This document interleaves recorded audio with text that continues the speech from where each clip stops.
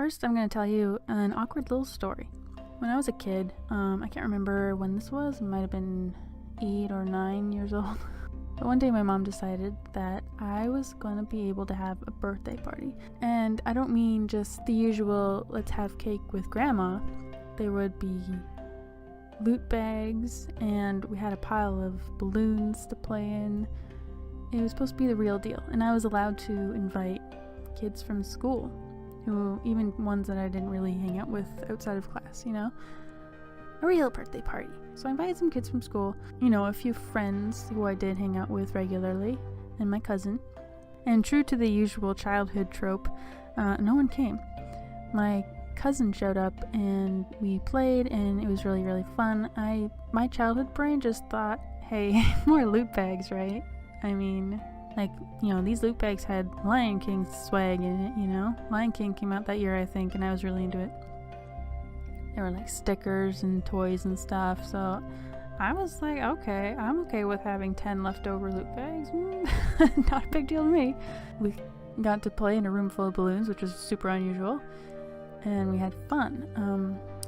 Except that our parents sat at the table not 10 feet away from us and talked about how pathetic it was and how she was never going to throw me a party ever again, and holy crap, how can they be having so much fun right now, typical adult conversations and overanalyzing and stuff like that. And of course I heard the whole conversation, and so immediately I thought, well, there's something wrong with this. Maybe I should also be overanalyzing why no one was there. And I often think about how different my life would be if I didn't have that experience of being kind of indirectly shamed for what had happened to me. It does kind of affect my outlook on events even now. Okay, so the last time I had a show at this little gallery, it was called All Things. This happened 3 or 4 years ago. And that one was actually pretty successful because I ended up selling half of my work. It was kind of amazing and unusual in that sense. But I got so hung up.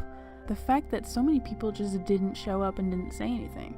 And I mean, anyone who actually says they're gonna go, officially says they're gonna go, and then they just don't, and then they don't even say anything, so that I couldn't even really feel like I could celebrate the actual success of the show itself. It was kind of selling half your work at a show is pretty amazing. I was pretty chuffed about that. This time I didn't even really directly invite people because I didn't want that to happen. I didn't want people to feel pressured to say they're coming to a thing and then just not show up, because I find that to be significantly worse. I mostly just posted cards around town and posted it on Facebook and things and showed it to people, and that was it, because I didn't want to have fake RSVPs this time. The other artist I was working with had a huge circle of friends and family to invite, and so it was crowded. It was a really kind of big turnout, which is cool. But it was super awkward because I didn't know anyone and they all knew each other. So the reception itself was a gigantic disappointment. And so it's been some days since that happened, and I don't really know what to do with myself. I just don't. I've only been working on all those paintings since beginning of summer.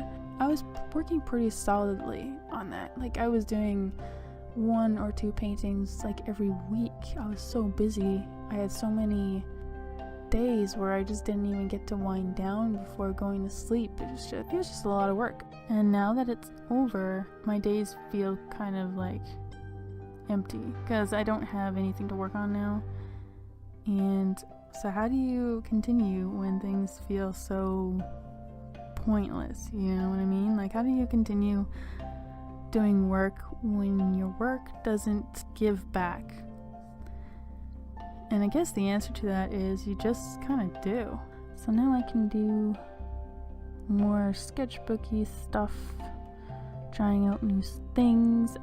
I just ordered a pack of watercolor paper to experiment with. So next year, I think my plan will be to do as many group shows and possibly publications as I possibly can, because I find that those are significantly better. You know, you're more likely to sell single pieces in group shows.